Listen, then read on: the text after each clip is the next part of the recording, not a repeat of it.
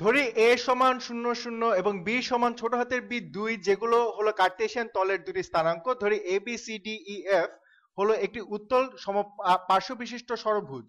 উত্তল বলতে বোঝানো হচ্ছে যে এটি অবতল নয়, এটি অবতল ষড়ভুজ, অনেকটা এরকম হবে দেখতে। এই হলো দুটি বাহু, এটা হলো তৃতীয় বাহু, এরপর 3 4 5 এবং 6। তো এটা হলো একটি অবতল ষড়ভুজ। এই ষড়ভুজের প্রতিটি বাহু সমান হবে, এটি হবে সমপার্শ্ব বিশিষ্ট ষড়ভুজ। এটি কিন্তু আবার কোনো সাধারণ ষড়ভুজ নয়, আমরা ঠিক জানি না এর প্রতিটি কোণ হয়তো সমান নাও হতে পারে, কিন্তু এর প্রতিটি বাহু অবশ্যই সমান। ব্যাপারটা এমন যে কোণ FAB 120 ডিগ্রি হয়, তাহলে আমরা একদল বাহু দেখব যারা পরস্পর সমান্তরাল এবং এদের y অক্ষের শীর্ষবিন্দু প্রতিটি এই 0 2 4 6 8 10 সেটের একটি পৃথক উপাদান। এই ষড়ভুজটির ক্ষেত্রফল আমরা এইরূপ লিখতে পারি m গুণ n এর বর্গমূল, যেখানে m এবং n ধনাত্মক পূর্ণ সংখ্যা এবং n এর মৌলিক সংখ্যার বর্গমূল দ্বারা নিঃশেষে বিভাজ্য নয়। আমরা চেষ্টা করব এই বর্গমূল রাশিটি যতটুকু সম্ভব সহজ করতে। আমরা m যোগ n রাশিটি বের করব। এখন তাহলে আমাদের প্রথম কাজ হবে চেষ্টা করা যে ষড়ভুজটি দেখতে আসলে কেমন হতে পারে। তাহলে চলো ষড়ভুজটি আঁকার চেষ্টা করি। আমরা কিন্তু ষড়ভুজটির একটি বিন্দু বা শীর্ষবিন্দু নিশ্চিতভাবে জানি, সেট হলো 0 0। তাহলে এখন আঁকি x অক্ষ, এটা হলো আমার x অক্ষ, এরপর y অক্ষ, আমার y অক্ষ দেখতে অনেকটা এরকম। এখন চিহ্নিত করি এই শীর্ষবিন্দু, যেটা আমরা জানি 0 0, এটা হলো a বিন্দু। আচ্ছা, আমরা জানি প্রত্যেকটি শীর্ষবিন্দুই কিন্তু y অক্ষের এবং যাদের মান হয় 0 2 4 6 অথবা 8, এবং তারা প্রত্যেকেই সেটটির পৃথক পৃথক উপাদান, যার মানে এরা একই সাথে y অক্ষের কোনো বিন্দুতে অবস্থান করবে না, অর্থাৎ এরা একই সাথে হরিজন্টালি কখনো অবস্থান করবে না। এখন তাহলে এই আনুভূমিক রেখাটি আঁকি। যখন x এর মান 0 হয় তখন y এর মানগুলো যথাক্রমে পাবো 2, এরপর পাবো 4, এরপর পাবো 6, এরপর 8 এবং অবশেষে 10 এর উপরে। আমরা b এর মান জানি, এতক্ষণে আমরা a এর মান বের করেছি, 0 ব্যবহার করেছি a এর মানের জন্য। এখন এই ছোট হাতের b, এটার মান হলো 2। তাহলে এখন ব্যবহার করব y অক্ষের জন্য 2, সুতরাং পেলাম y অক্ষের জন্য 2। এখন দেখি কিভাবে এটাকে ব্যবহার করা যেতে পারে। দেখি এটাকে এখন কিভাবে আঁকা যেতে পারে। এটা কিন্তু একটি আনুভূমিক অক্ষে কোথাও অবস্থান করবে। এখন এই ষড়ভুজটি আমরা জানি প্রতিটি বাহু সমান, যদিও আমরা জানি না বাহুগুলোর মান আসলে কত। তারপর আমরা জানি এই ষড়ভুজটি প্রতিটি বাহুর সমানই হবে, কারণ এই ষড়ভুজটির একটি সমপার্শ্ব বিশিষ্ট ষড়ভুজ যার প্রতিটি বাহু সমান। এখন আমরা পৌঁছে গেছি এই কার্টেসীয় বিন্দুতে, যেখানে এর মান হলো ছোট হাতের b 2। আমরা যদিও জানি না এই b এর মান কত, তবুও এটি হলো আমাদের একটি শীর্ষবিন্দু b। এখন f হচ্ছে আরেকটি শীর্ষবিন্দু যেটি a এর সাথে সংযুক্ত। f এই আনুভূমিক অক্ষেও থাকতে পারবে না, আবার f y অক্ষের y সমান 2 জায়গাতেও বসতে পারবে না, আবার f y সমান 6 এই বিন্দুতেও বসতে পারবে না, কেননা এটি তাহলে অনেক বেশি দূর হয়ে যাবে। এই যে দূরত্বটি এর চাইতে অনেক বেশি বড় হয়ে যাবে। কিন্তু তুমি যদি চাও তাহলে এই বিন্দুতে আঁকতে পারবে, কিন্তু তাহলে আর সেটি আর উত্তল ষড়ভুজ থাকবে না। তাহলে আমাদের পরবর্তী শীর্ষবিন্দুটিকে এই আনুভূমিক অক্ষে বরাবর কোথাও বসতে হবে। তাহলে এই রেখা বরাবর বসলে বিন্দুটি হবে এটি হবে অনেকটা এরকম। তাহলে আঁকি বিন্দুটি, এই আঁকলাম বিন্দুটি, এটি হলো আমাদের একটি ষড়বিন্দু f। আমরা যাব এই দিকে এভাবে ABCDEF, এরপর আবার পুনরায় a তে। এখন শীর্ষবিন্দু C এর অবস্থান কোথায় হবে? এটি যেহেতু y সমান 4 এই অনুভূমিতে বসবে না, তাই এর অবস্থান হবে y সমান 6 এই অনুভূমিক রেখায়। তাহলে C হবে এরকম কোন জায়গায়। এই হলো তাহলে শীর্ষবিন্দু C, এই বাহুর মান তাহলে S এবং এই বাহুর মান S। এখন শীর্ষবিন্দু E এর অবস্থান কোথায় হবে? এটি y সমান 6 এই অনুভূমিতে বসবে না, কারণ এটা ইতিমধ্যেই C এর অবস্থান হিসেবে চিহ্নিত হয়েছে। তো 4 এবং 6 ইতিমধ্যেই ব্যবহার করা হয়ে গিয়েছে। এর অবস্থান হবে তাহলে অনুভূমিক রেখা 8 বরাবর, আর এর নামও হবে S। আমরা দেখতে পাচ্ছি আমরা আবার ফেরত এসেছি মূল বিন্দুতে। তো এটা হলো এখন আমাদের শীর্ষবিন্দু E, ঠিক এখানে। আমরা জানি আমরা আবার মূল বিন্দুতে ফেরত যাচ্ছি না, মূল বিন্দু না, আমরা যাচ্ছি আবার সেই একই x এর মানের দিকে, এবং আমরা রয়েছি y অক্ষে। আমাদের এই ব্যাপারটি জানা আছে, কারণ এই বাহুটির মান s এবং এই বাহুটির মানও s, এবং এরা উভয়ই উলম্ব রেখার বরাবর ভ্রমণ করে। এই ভূমি 4, আবার এই ভূমির মানও 4। তাহলে আমরা দেখতে পাচ্ছি দুটি সমকোণী ত্রিভুজ, যেখানে উভয় ভূমি 4 এবং অতিভুজ s, সুতরাং তারা উভয়ই এই অংশটি একই সাথে ভাগাভাগি করে। এখন এই অংশটুকু এতটুকু গিয়ে বামে যায়, আবার এই অংশটুকু ফিরে আসে। এই একই যুক্তি ব্যবহার করে রেখাটিকে আবার এখানে ফেরত আসতে হবে। তাহলে এখন আমরা ব্যবহার করব 10/y = 10 আনুভূমিক বিন্দুটি। এই বিন্দুটি বাকি রয়ে গিয়েছে, যা এখন পর্যন্ত আমরা ব্যবহার করিনি, এটার নাম D। আমরা এতক্ষণ দেখে এসেছি বাহুগুলোর মান s, এখানে আবার আগের যুক্তি ব্যবহার করে দেখছি এই রেখাটি 4 থেকে উপরের দিকে যাচ্ছে। তাহলে আমরা দেখছি এই বাহুটির মান s, আবার 4 থেকে উপরের দিকে গিয়ে লাইনটি ডানে গেল। এখন আবার এই পিছনের দিকে যেতে পারবে এবং আবার এদিকে জায়গায় ফেরত আসবে, তাহলে এর পুরো দূরত্বটি উপর b পর্যন্ত। তাহলে d বিন্দুটির স্থানাঙ্ক ছোট হাতের b এবং 10, এই অক্ষের y এর মান হলো 10। তাহলে আমরা পেয়ে গেলাম আমাদের ষড়ভুজ। এটি এতক্ষণ আমরা আঁকার চেষ্টা করছিলাম। আমাদের দেয়া ছিল সমান্তরাল রেখাগুলোর কিছু তথ্য, যেমন AB রেখার সমান্তরাল হলো DE রেখা, আর রেখার সমান্তরাল হলো D রেখার এই ব্যাপারটি তো অনেকটা স্পষ্টই। আবার BC রেখা হলো সমান্তরাল F রেখার, BC হলো EF রেখার সমান্তরাল। আবার CD সমান্তরাল হলো FA, CD সমান্তরাল FA। যেভাবে আমরা এঁকেছি তা থেকে ব্যাপারটা অনেকটা স্পষ্টভাবে বোঝা যাচ্ছে। আমরা এতক্ষণে ষড়ভুজটার অবস্থানটি চিহ্নিত করতে সক্ষম হয়েছি। মনে হচ্ছে সামনে এগোনোর জন্য ভালো উপায় হবে s এর মান নির্ণয় করা।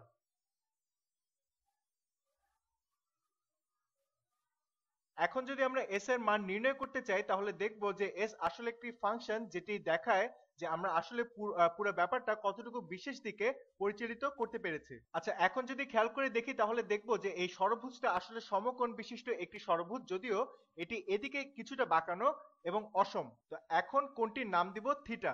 আমাদের দেয়া আছে কোণ FAB হলো 120 ডিগ্রি, কোণ FAB 120 ডিগ্রি, এইটা তাহলে হলো 120 ডিগ্রি। আর এই বামের কোণটা, এই যে দেখছি বামের কোণটা, এটা হলো 180 ডিগ্রি বিয়োগ 120 ডিগ্রি বিয়োগ থিটা। 180 বিয়োগ 120 ডিগ্রি হলো 60 ডিগ্রি, তাহলে কোণ FAB হলো 60 ডিগ্রি বিয়োগ থিটা। আমরা কিছুটা ধারণা করতে পারি, কারণ এখন আমাদের কিছু তথ্য দেওয়া আছে। যেমন আমরা জানি যে আমরা এই এতটুকু দূরত্ব পার করেছি যার মান 4, আবার এতটুকু দূরত্ব পার করেছি এর মান 2। এই যে তথ্যগুলো আমরা জানি, এগুলো আমাদের সাহায্য করবে s এর মান নির্ণয় করতে, কেননা s হচ্ছে এইমাত্র যে দুইটি সমকোণী ত্রিভুজ আঁকলাম তাদের অতিভুজ। এখন আমি তাহলে এই সমকোণটি আঁকছি। আমি আবার এই সমকোণটি আঁকছি। এখন এই যে সমকোণী ত্রিভুজটি, এটি অনেকটা দেখতে এরকম, অনেকটা এরকম। এই যে কোণটি, এটা হলো 60 বিয়োগ থিটা, আর এই উচ্চতাটি এখানে, এটার মান হলো 4। এখন দেখা যাক কি করা যেতে পারে s এর মান নির্ণয় করার জন্য। এখন এই বামের ত্রিভুজটি যেটি এখানে অবস্থিত, বাম কোণটি হলো সাইন এবং থিটা, এর মানে আমরা জানি বিপরীত বাহু ভাগ অধিভুজ, সুতরাং মান বসিয়ে আমরা পাই 2 ভাগ s। আর এই ত্রিভুজটির কোণটি মনে রাখতে হবে যে ত্রিভুজটির অতিভুজের মানও কিন্তু s। এখন তাহলে এই সাইন ও 60 বিয়োগ থিটা সমান হলো 4 ভাগ। এখন যদি আমরা এই দুটি রাশিকে সমান চিহ্নের দুই পাশের বসাতে পারি, তাহলে এই রাশিটিকে আমরা 2 দ্বারা গুণ করতে পারি। গুণ করলে পাই 2 সাইন থিটা সমান 4 ভাগ s। আবার এখানে সাইন বিয়োগ 60 এর মানও হলো 4 ভাগ s। তাহলে এখন আমরা রাশি দুটিকে সমান করে লিখতে পারি। সুতরাং 2 সাইন থিটা সমান সমান সাইন অফ 60 বিয়োগ থিটা, সাইন অফ 60 বিয়োগ থিটা। এখন আমরা কিছু ত্রিকোণমিতির নিয়ম প্রয়োগ করতে পারি। আমরা জানি সাইন a মাইনাস b, তাহলে এই একইভাবে আমরা লিখতে পারি যে সাইন অফ a গুণ কোসাইন অফ b, বা এখানে বলা উচিত যে থিটা তো এটা হলো এই সাইন অফ থিটা বিয়োগ 60 বিয়োগ, এটা হচ্ছে আসলে একটি সাধারণ ত্রিকোণমিতির নিয়ম, সাধারণ যোগ এবং বিয়োগ নিয়ম। তাহলে বিয়োগ কোসাইন অফ 60 বিয়োগ কোসাইন অফ 60 গুণ সাইন অফ থিটা, আর তাহলে এই পুরোটির মান হবে 2 সাইন অফ থিটা। এখন আমরা জানি সাইন অফ 60 ডিগ্রি এর মান 3 এর বর্গমূল ভাগ 2, আর কোসাইন অফ 62 ডিগ্রি 1 ভাগ 2। এখন আমরা 1 ভাগ 2 সাইন থিটাকে উভয় পাশে যোগ করতে পারি। তাহলে এখন আমরা যোগ করব 1 ভাগ 2 অফ সাইন থিটা উভয় পাশে, তাহলে এই রাশিটি বাদ হয়ে যাবে। আর এই পাশে 1 ভাগ 2 যোগ করায় হবে 4 সাইন থিটা ভাগ 2। তাহলে এটা হবে এখন 5 ভাগ সাইন অফ থিটা, আমি এখানে 1 ভাগ 2 সাইন থিটা যোগ করছি। তাহলে হলো 5 হাফ সাইন অফ থিটা সমান হবে 3 এর বর্গমূল ভাগ 2, লিখছি 3 এর বর্গমূল ভাগ 2 গুণ কোসাইন অফ থিটা।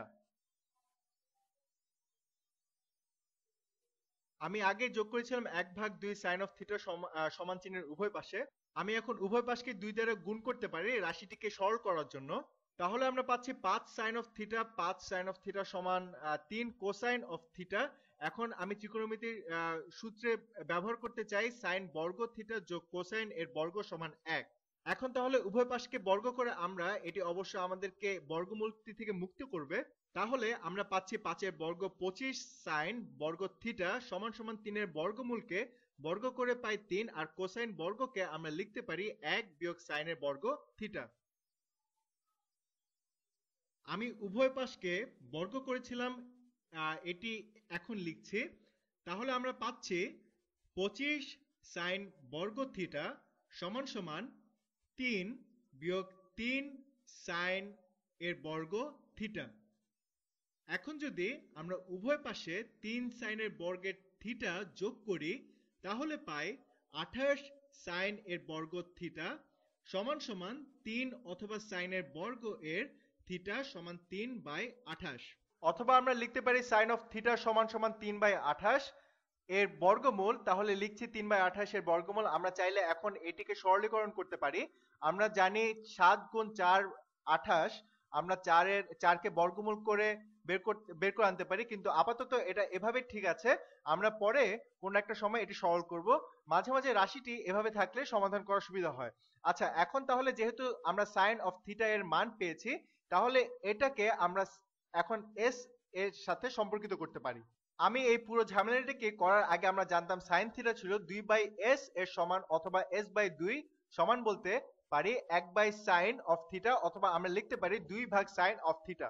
আমরা তো জানি সাইন অফ থিটা এর মান কত, এটা ছিল 3/28 এর বর্গমূল। তাহলে s সমান সমান হবে 2/3/28 এর বর্গমূলের রাশিটি বাস্তানুপাত, অর্থাৎ 2 গুণ 28/3 এর রাশিটির বর্গমূল। তাহলে আমরা পেয়ে গেলাম s এর মান 2 গুণ এই রাশিটি। আচ্ছা, এখন যেহেতু আমরা s এর মান পেয়ে গিয়েছি, তাহলে আমরা এখন চেষ্টা করব ক্ষেত্রফল নির্ণয় করতে।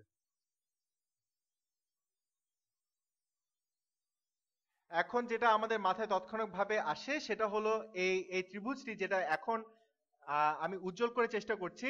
এটার উচ্চতা, বা আমাদের বলা উচিত ত্রিভুজটির ভূমি, যার মান 8, যার 8। আর ঠিক এই দূরত্বটা আমাদের বের করতে পারা উচিত। আমাদের বের করতে পারা উচিত পিথাগোরিয়ান উপপাদ্যের ব্যবহার দ্বারা। এই বাহুটুকুর মান হলো 4। আমরা জানি যে এই দূরত্বটি 4। আমরা এটাও জানি এই দূরত্বটি, যেটা অতিভুজ, এটার মান s। তাহলে এটাকে আমরা বলতে পারি ত্রিভুজটির উচ্চতা। এটাকে চিহ্নিত করলাম h। তাহলে h এর বর্গ যোগ 4 এর বর্গ বা 16 সমান হলো s এর বর্গ। s হলো এখানে এই জিনিসটা। তাহলে এখন যদি আমরা s কে বর্গ করতে চাই, তাহলে আমরা পাই 4 গুণ 28/3।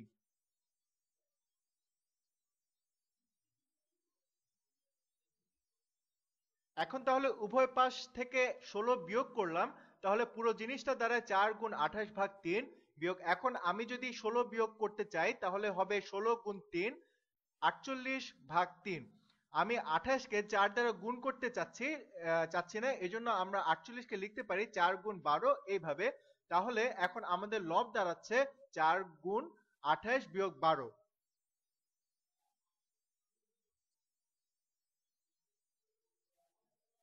আচ্ছা, মনে রাখতে হবে এটা কিন্তু ছিল h এর বর্গ। এখন h এর বর্গ দাঁড়াচ্ছে 4 গুণ 28 বিয়োগ 12 ভাগ 3 এর, যার সমান 4 গুণ 16 ভাগ 3, এবং এটার সমান হলো 64/3।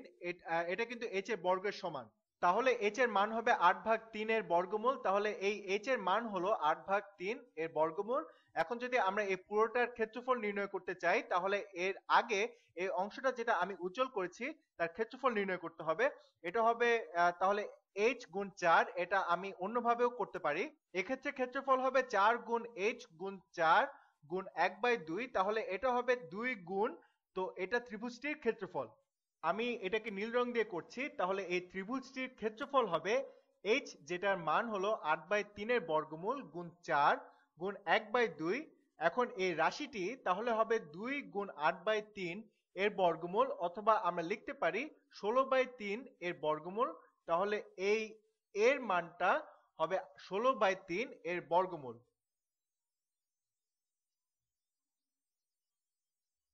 এখন এই ত্রিভুজটির ক্ষেত্রফলও হবে আগেরটার সমান। আবার এই ত্রিভুজটির ক্ষেত্রফল আগের দুটির মতন একই সমান হবে। আগের মতোই যুক্তি ব্যবহার করে একই ভূমি, একই উচ্চতা, এরা আসলে সর্বসম ত্রিভুজ। আমরা একই রকম তাহলে 4টি ত্রিভুজ পাচ্ছি। আমরা চাইলে 4 দিয়েও গুণ করতে পারি যদি আমরা এই সবগুলো ত্রিভুজের ক্ষেত্রফল বের করতে চাই। তাহলে 64/3 এর বর্গমূল। এখন একমাত্র ক্ষেত্রফল যেটা নির্ণয় করা বাকি আছে সেটা হলো সমান্তরিক ক্ষেত্রটির ক্ষেত্রফল। এখন আমরা বের করতে চাই এই সামান্তরিক ক্ষেত্রটির ভূমি। আমরা জানি এটা হলো 8, ভূমি হলো 8। আমাদের এখন শুধু বের করতে হবে এই সামান্তরিকটার উচ্চতা। এর জন্য আমরা ব্যবহার করতে পারি পিথাগোরাসের উপপাদ্য। এখন তাহলে এই জায়গাটাকে আমরা দিতে পারি, যাই হোক দিলাম এটা, এটারও মান h। একটু খেয়াল রাখতে হবে যে এটি কিন্তু একটি ভিন্ন উচ্চতা আর ভূমিটি যার মান হলো 2। এখন এটা পরে একটু জটিল হয়ে গেছে। এখন তাহলে h এর বর্গ যোগ 2 এর বর্গ বা 4 সমান সমান s, যার মান আমরা বের করেছিলাম এটি ছিল 4 গুণ 28/3। এখন তাহলে উভয় পাশ থেকে 4 বিয়োগ করি, রাশিটি হচ্ছে এখন বিয়োগ 4 গুণ 28/3 বিয়োগ 12/3। 12কে আমরা লিখতে পারি 3 গুণ 4, তাহলে আমরা এখন লিখব রাশিটি 4 গুণ 28 বিয়োগ 3, সুতরাং 4 গুণ 25/3, যেটি সমান সমান হলো 100/3।